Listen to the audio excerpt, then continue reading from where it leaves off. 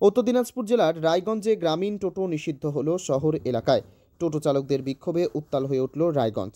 রায়গঞ্জ ব্লকের ৯ নম্বর গৌরী অঞ্চলের পঞ্চায়েতের গেটে তালা লাগিয়ে দিল ক্ষুব্ধ টোটো চালকরা।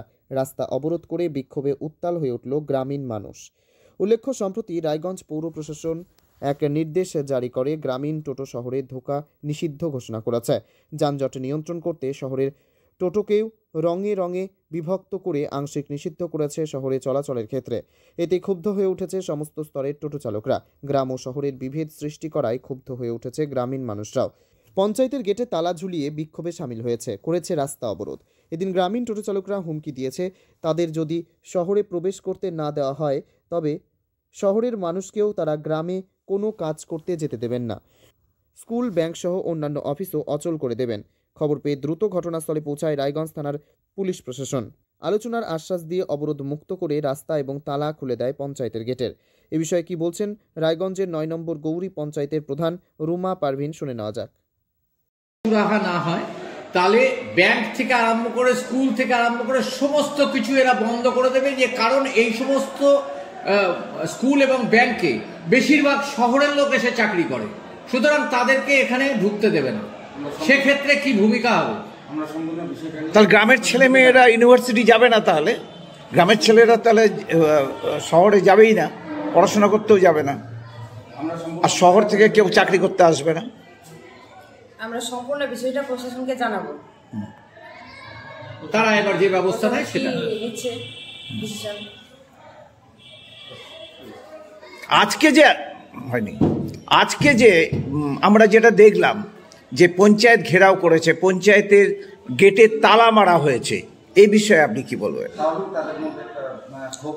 এই ক্ষোভটা কেন পঞ্চায়েতের উপরে, কেন এই ক্ষোভ?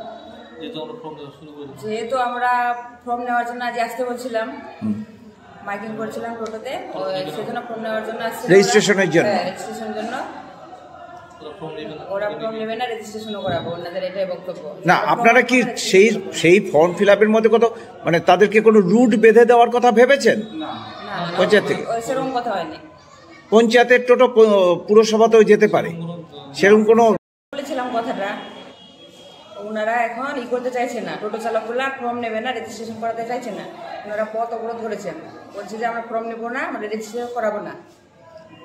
হ্যাঁ, কিন্তু ঘটনা হচ্ছে যে মানবিক দিক দিয়ে আপনি কি বলবেন যে এই যে এরা বিক্ষোভ দেখাচ্ছে, এটা কি উচিত না অনুচিত? আপনি কিভাবে সমর্থন করছেন বা সমর্থন করছেন না? প্রশাসনিক দিক থেকে যেটা করছে সেটা ভালোর জন্যই করেছে।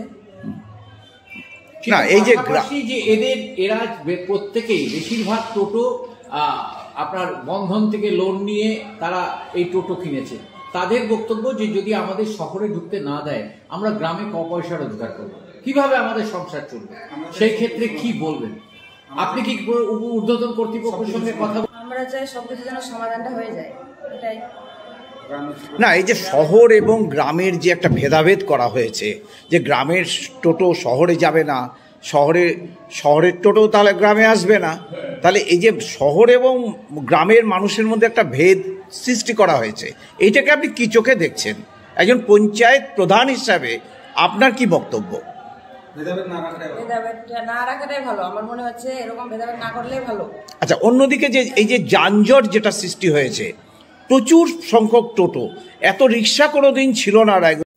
সেই সঙ্গে কি বলছেন অঞ্চল সদস্য মোহাম্মদ রেজাউল, তাও শুনে নেব। বঞ্চিত করাটা ঠিক না। এবার এটা তো আমাদের হাতে আর সিস্টেম তৈরি করা নেই, এটা জেলা প্রশাসনের নির্দেশ অনুসারে প্রত্যেক টোটোকে রেজিস্ট্রেশন করাতে হবে। সেই অনুপাতে আমাদের রেজিস্ট্রেশন চলছে।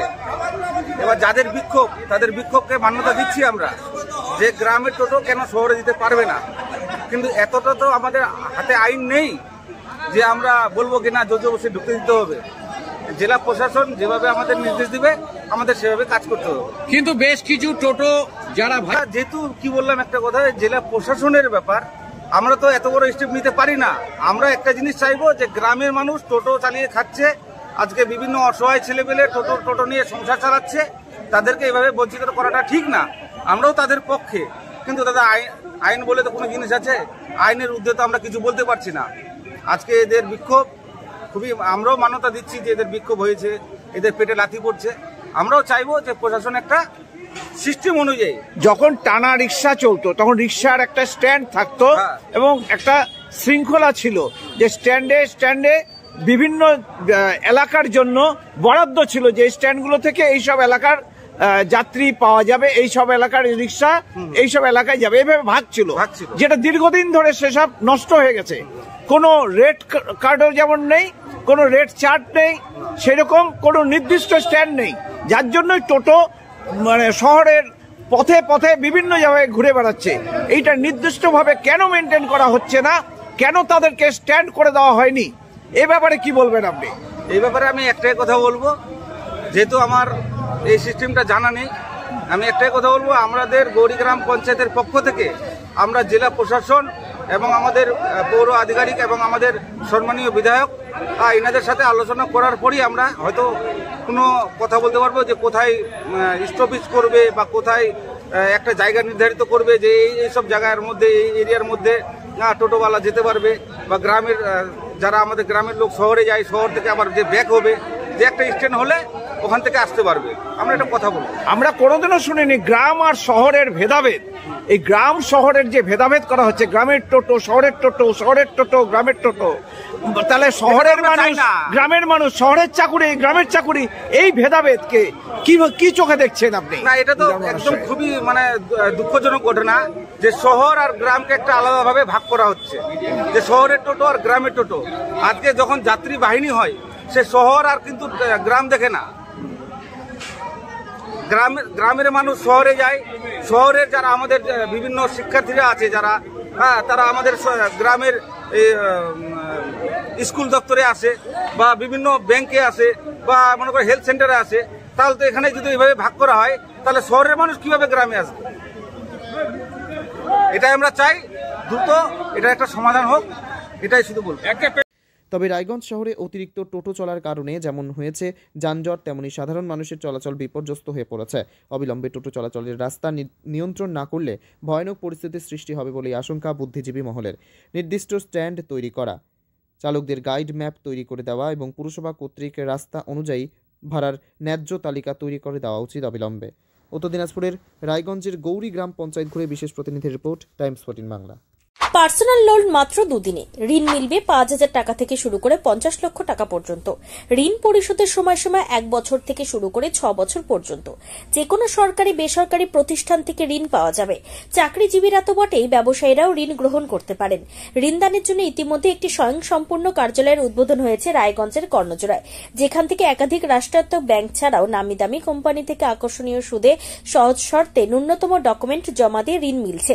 শুধু পার্সোনাল লোনই নয়, যে কোনো ব্যবসায়িক ঋণ অথবা গৃহ নির্মাণের ঋণ ছাড়াও গাড়ি কেনার জন্য ঋণ, সোনা বন্ধক রেখে সহজেই ঋণ পেতে পারেন আপনারা। আগ্রহী ব্যক্তিরা যোগাযোগ করতে পারেন হোয়াটসঅ্যাপ নম্বরে 7316980643। তাই আর দেরি না করে নিজের আর্থিক সমৃদ্ধি ঘটাতে সরাসরি হোয়াটসঅ্যাপ নম্বরে যোগাযোগ করুন। প্রয়োজনীয় অর্থ সময়ের আগেই পৌঁছে যাবে আপনার ব্যাংক অ্যাকাউন্টে। রায়গঞ্জের 10-এর এই রাজ্য সড়কের পাশে প্রকৃতির মনোরম পরিবেশে বিজ্ঞানসম্মতভাবে ঝা চকচকে আবাসন নির্মাণ করছে এই রাজ্যেরই একটি অগ্রণী নির্মাণ সংস্থা JH ডেভেলপার্স।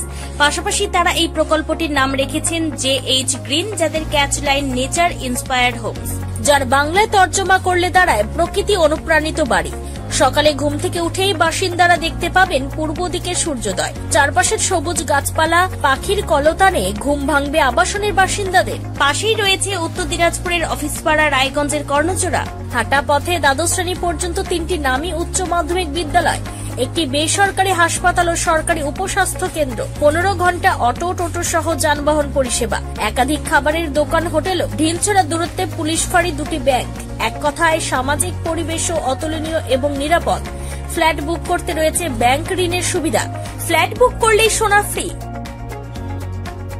দেরি না করে আজই যোগাযোগ করুন JH developers, Karnajora, motor Kalibari, Raiganj. Mobile phone number 8944849889। आयो रे शुभ दिन आयो रे,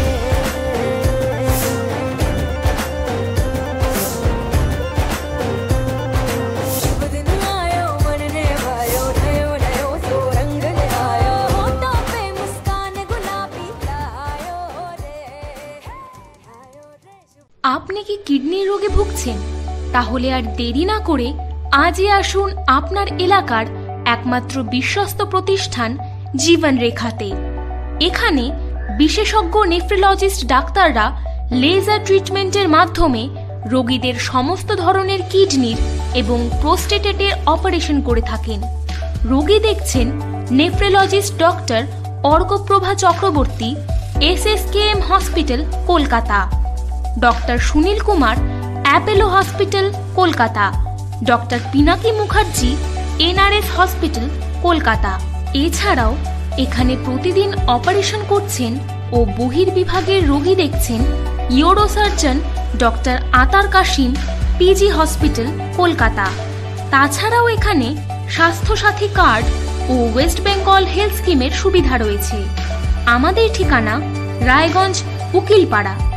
বিশদে জানতে কল করুন 8373066655 অথবা 8373066644 এই নম্বরে। 85 বছরেরও বেশি সময় ধরে স্বর্ণ শিল্পে কারিগরির প্রতীক সেনকো গোল্ড অ্যান্ড ডায়মন্ডসের রায়গঞ্জ শোরুমের প্রতিষ্ঠা দিবসে সকলকে জানাই সাদর আমন্ত্রণ। আমাদের রায়গঞ্জ শোরুমের এই প্রতিষ্ঠা দিবসকে আরো সুন্দর এবং স্মরণীয় করে তুলতে থাকছে সকল নারী পুরুষের পছন্দের হালকা থেকে ভারী লেটেস্ট ডিজাইনের স্টাইলিশ গয়নার সম্ভার, সঙ্গে কারিগরের মেলবন্ধন ও অনেক অনেক লোভনীয় অফার। সোনার গয়নার মজুরিতে 15% ছাড়, সোনার গয়নার প্রতি গ্রামে সোনার মূল্যে 150 টাকা ছাড়, হীরের গয়নার মজুরির ওপর 100% পর্যন্ত ছাড়, প্ল্যাটিনামের গয়নার মজুরির ওপর 20% ছাড়, শর্তাবলী প্রযোজ্য। এই সমস্ত অফার আপনি পাচ্ছেন 26শে ডিসেম্বর 2024 থেকে 5ই জানুয়ারি 2025 পর্যন্ত। আমাদের ঠিকানা থানা road, Ukilpara, Raiganj. Senco gold and diamonds.